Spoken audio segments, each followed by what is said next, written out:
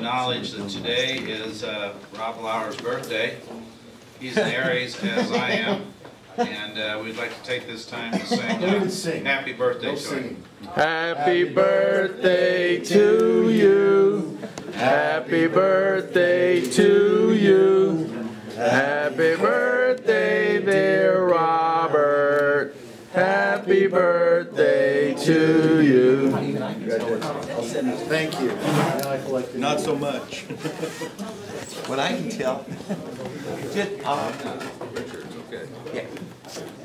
A quick note on time, both for your introduction, generally a minute, and so this will go off in 50 seconds, and I'll count down your last 5 seconds or so with fingers, and then he'll abruptly cut you off, more like 15 seconds or so on follow-ups. Okay. All right.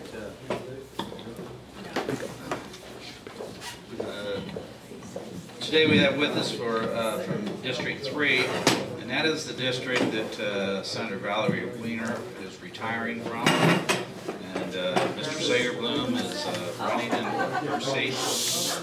And just a little back, Mr. Segerblom comes from a Nevada family with a long history of legislators serving. And I believe your grandmother and mother. Yeah, my great-grandfather. Great-grandfather, yeah. So several, it goes back 100 years or something, where they've served in the Nevada legislature. And I actually served years ago with Tick's mother, Mrs. Segerblom. She represented the Boulder City area and Laughlin in that area. And a very stately woman. So with that, Tick, could you tell us a little bit about yourself? All right. As you said, I'm a fourth-generation Nevadan and fourth generation of my family to serve in the state legislature here in Nevada. My roots on my mother's side go back, they were Pony Express riders outside of Elko, Ruby Valley, and on one side of our family, the other side they had a gold mine, which we still own, doesn't work unfortunately, north of Winnebago. But my father came to Nevada on a football scholarship back in the 30s and met my mother, and they never left, so I was born in Boulder City and been here ever since. I'm here, a little bit unique situation in that you know, I was going to high school and college during the Vietnam War. And in fact, I can remember distinctly in my, I'm not sure what year it was in college, but when I was in college, the draft came about because, not the draft, the lottery. And we were all given deferments because you were in school. I'm sorry, do you have a question? No, just please. 5 seconds or so. 5 seconds left? All right, well, I was going to tell you that the unique thing about me is I'm a conscientious objector. So when it comes to going out and killing people, while I support you doing that, I'm not going to join you. When it comes to helping your members, I'm right there 100%. I think that they deserve all they can get. And I'll be there at every level, but I'm personally opposed to war. All right, thank you. So with that, we're going to have some panel questions on Tick, and we will start at the far end since we started at the left side this time. So if I Still a microphone from somebody over here? Sure, start with the new guy. When you did your intro, you kind of didn't go into any of what you've done in the past, what your actual background is. So that's one question.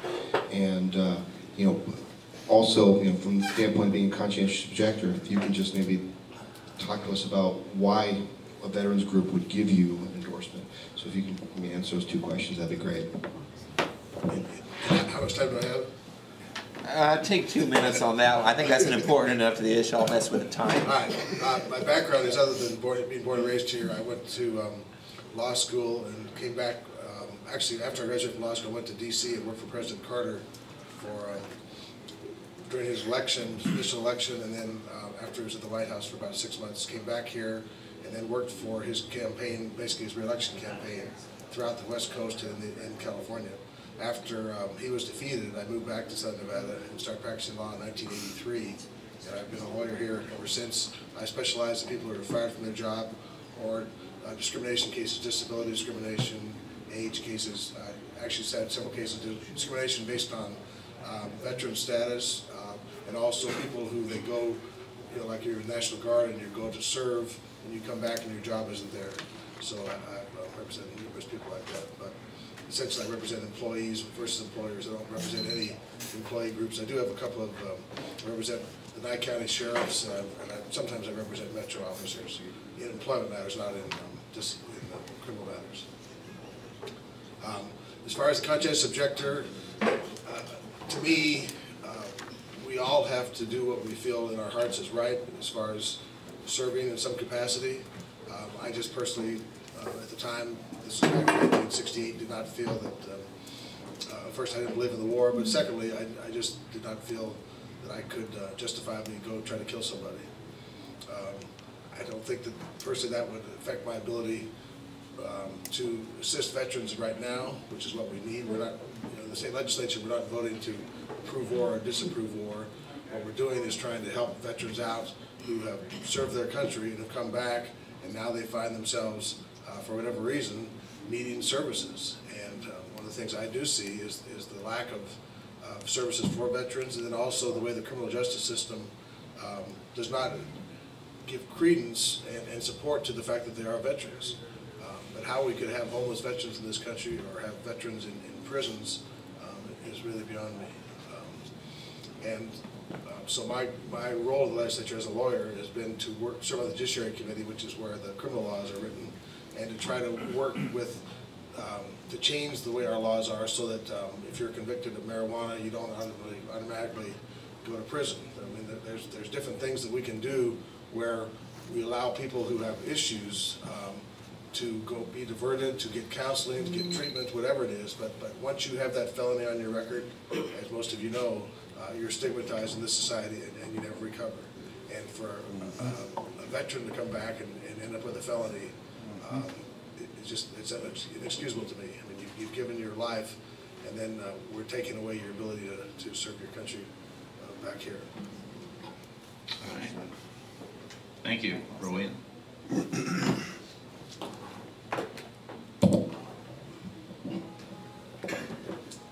Mr. Segerblom? Yes. Is that, okay, did I say that right? My question to you is, what is more important to you, party allegiance or allegiance to the people that voted for you? That's a tough question. By way of background, I was born and raised a Democrat, essentially. My family served as Democrats, I said, in the legislature. My mother was a government teacher, and you know, if I said I was ever going to be a Republican, I'd probably be shot. But having said that, I also served, I worked on the Democratic National Committee, served in charge of the 13 Western states for President Carter. I was chairman of the Democratic Party of the state of Nevada for 4 years. So I've been very active, actually, politically with the political party. At the end of the day, you have to vote your conscience, you have to do what's right, and I have no problem voting against my party per se, but I will tell you this, that when you're in the legislature, it's basically a group effort. One person, in the Assembly there's 42 members, in the Senate there's 21. One person can't really accomplish anything. So you have to caucus with a particular party. I'm a Democrat, and I caucus with Democrats, and I think it's very critical as a Democrat that we have a majority in both the Senate and the Assembly, because that's how we get things done. And the issues that I care about are really Democratic issues. Okay. Ms. Stillman. Good afternoon. Thank you for coming. Can you tell me what tick means? Well, I can tell you how I got ticked, let's put it that way. My real name is Richard, and I grew up, as I said, I grew up born and raised in Boulder City. When I was a baby, for some reason or other, I became Ticky, was what they called me in Boulder City, which is a very small town, and so growing up, that was what I was always called. I was never called Richard. Eventually, Ticky became a little bit strange, so it evolved to Tick. But that's just how I've always been known. When I came back to Nevada, I tried to be Richard, and actually when I'm a lawyer, I'm Richard, but the real evolution right now is I ran for school board as Richard. I think it was around 2000, and lost big time. And everyone said, well, we didn't know that was you. So when I ran for Assembly, you can run as your nickname if you put quotes around it. So I put that up there, and people loved it.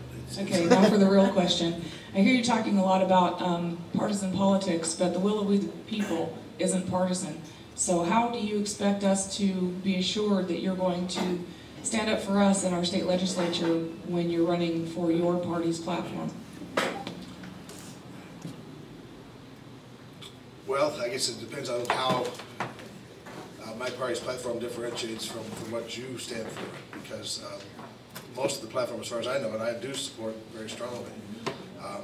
But as I said, one individual could not accomplish anything in Carson City.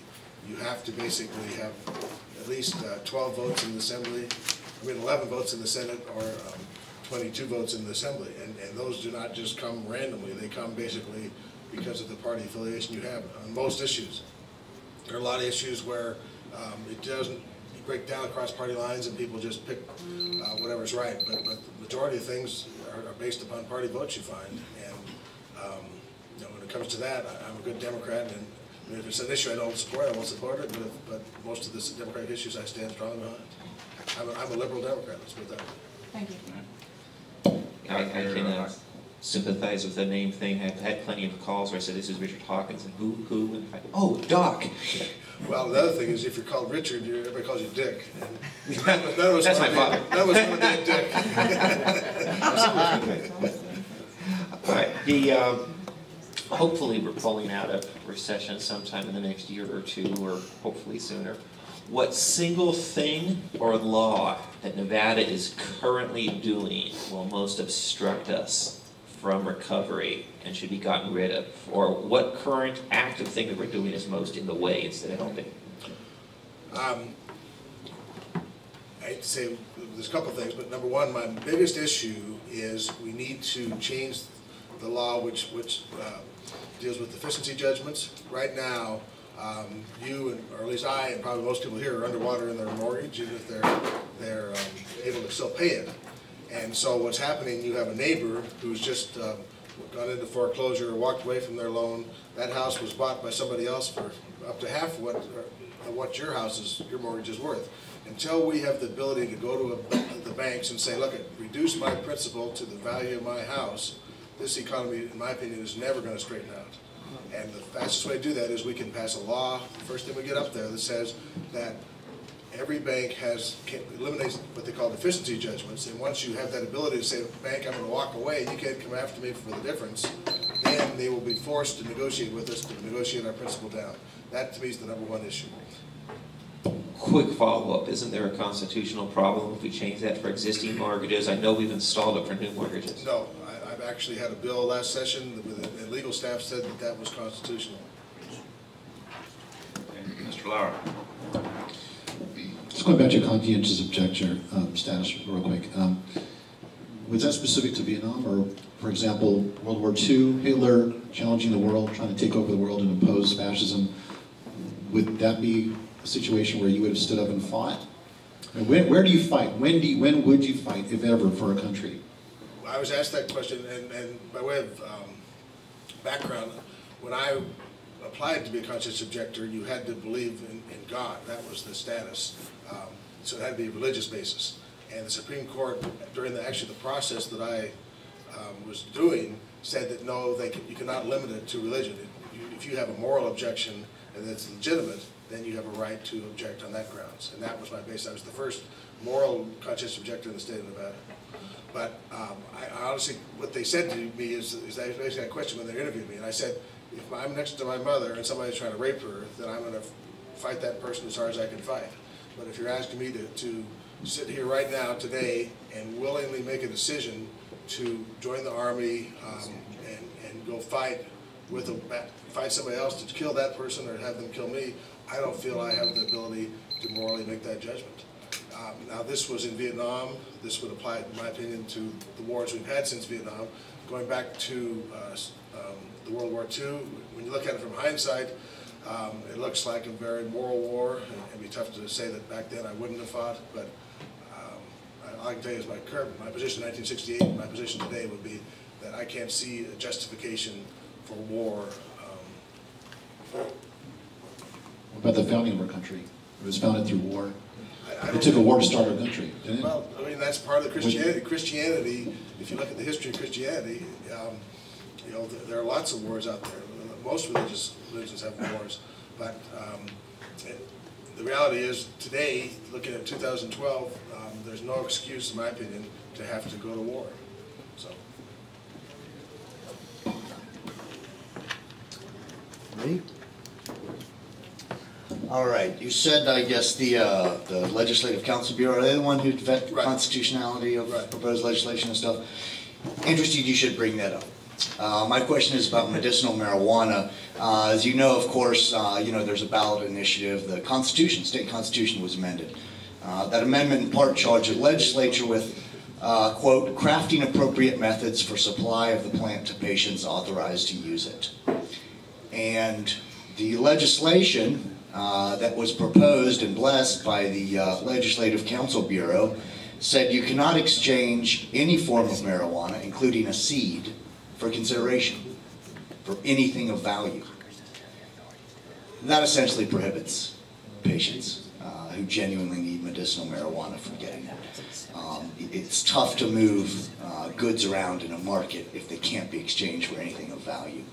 So my question is, how do you solve the issue? Well, number one, let me say that my goal is to work with Senator Snyder to make our medical marijuana law workable. If that requires changing the statute so that it's clear that you can purchase medical marijuana, then we're going to have to do it.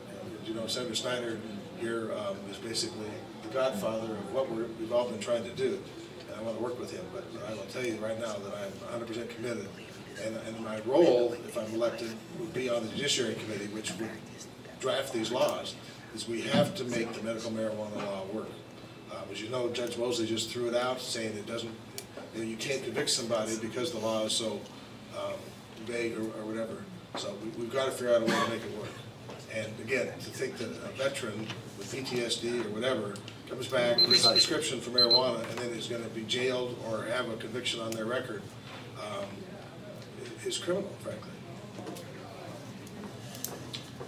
Thank you. Yes. Thank you for coming today.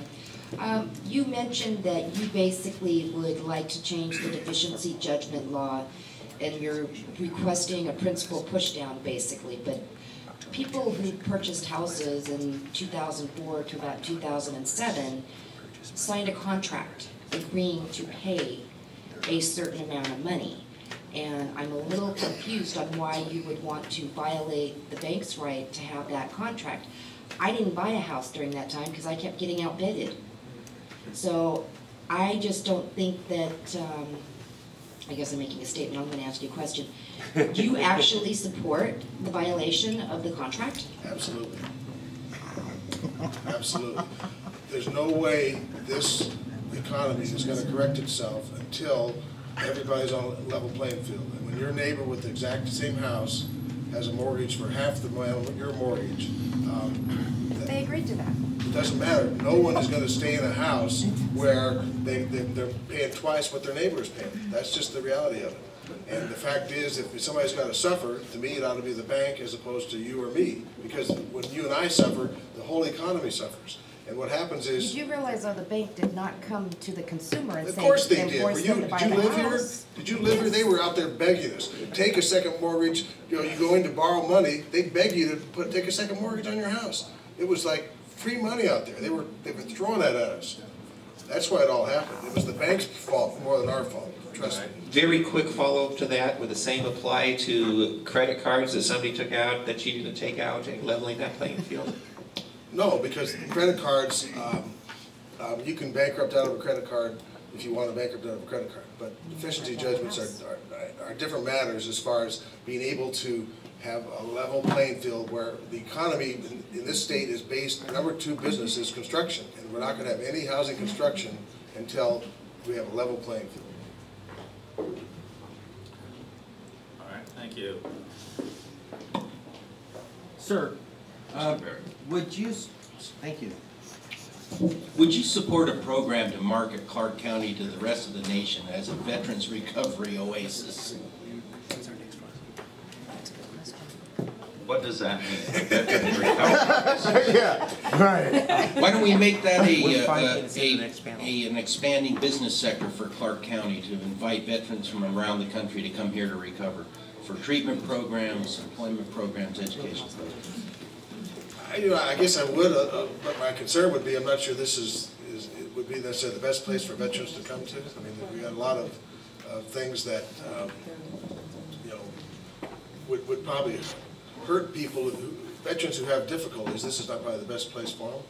But I would say that this, as far as once we get this housing market straightened out, you can't get a cheaper house, you can't live cheaper than you can in Las Vegas.